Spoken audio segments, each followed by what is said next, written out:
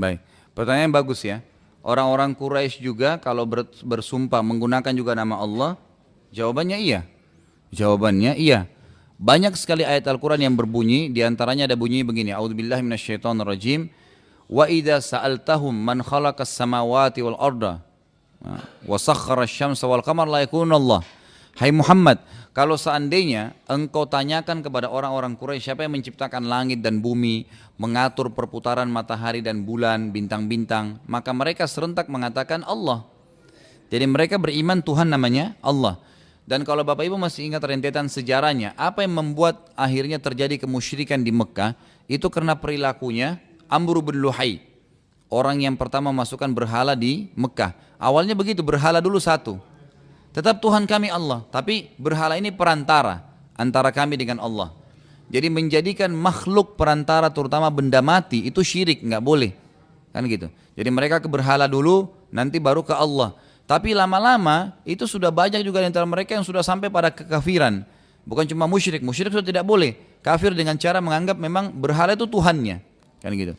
Allah subhanahu wa ta'ala, ini jadi salah satu Tuhan. Jadi sering dibahasakan tuh kalau para filosof atau orang-orang yang tidak beriman kepada Allah mengatakan dewa-dewa. Jadi mereka anggap itu patung ini dewa, dewa ini, dewa itu, dewa ini. Itu dianggap Tuhan-Tuhan semuanya, jadi banyak Tuhannya. Termasuk Allah salah satunya. Nah, Nabi SAW datang khusus untuk meluruskan masalah ini. Jadi nggak boleh, Allah itu harus murni, esa. Tidak boleh ada sekutu baginya. Kan gitu. Qul huwallahu ahad, katakan Allah itu esa. Jadi Allahus samad, yang Allah tidak butuh pada siapapun. Ya. Lam yalid walam yulad, tidak melahirkan, tidak juga dilahirkan. Walam yakul lahu kufuwan ahad. Dan juga tadi Allahus samad yang semua bergantung padanya. Kalau akhir ayat surah Al-Ikhlas adalah dan segala sesuatu bergantung padanya. Jadi mereka kenal Allah. Mereka tahu Tuhan namanya Allah yang ciptakan langit, bumi, segala ini Allah. Mereka bersumpah pakai namanya Allah. Mereka bersumpah pakai namanya Allah. Kalau Anda lihat sekarang juga, itu umumnya orang banyak mengakui Allah sebagai Tuhan, tapi tidak mau mengimani semua yang Allah perintahin. Kalau Anda temukan sekarang orang-orang Nasrani dari negara Arab, ya, seperti di Palestina ada orang Nasrani.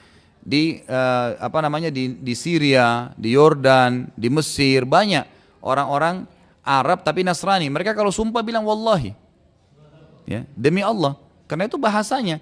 Ya. Kalau sekarang kan di Indonesia mungkin masih ada mereka mengatakan Tuhan Allah, ya. Jadi tidak pakai double L gitu kan. Itu karena mereka katakan Allah ada, tapi mereka masih berbuat musyrik. Mereka masih mengatakan Tuhan Allah itu punya anak, ya kan gitu. Masih boleh partisipasi dengan makhluknya, maka ini sebabnya. Jadi sebenarnya kita harus murnikan ibadah kepada Allah SWT. Mereka bersumpah dengan nama Allah. Ini juga sekalian hati-hati Bapak Ibu sekalian, sekarang lagi masuk ada beberapa pastor-pastor agama Nasrani dari Damaskus di Indonesia yang sudah cukup banyak ya. Bahkan mereka punya markas-markas itu pendeta pastor-pastornya itu pakai jubah, jenggotnya panjang gitu kan. Itu pakai kopiah seperti orang Islam. Tapi di dadanya ada kalung salib yang besar, gitu kan? Ya. Itu ditutupin dengan jubahnya. Orang banyak hati-hati jangan sampai terpengaruh ya, salah. Mungkin insya Allah kalau orang yang sering hadir pengajian tidak terganggu, tapi orang-orang awam yang tidak pernah hadir pengajian bisa terpengaruh. Karena mereka juga sekarang buat ada tilawah Injil. Yang dalam bahasa Arab itu ditilawakan seperti Al-Quran.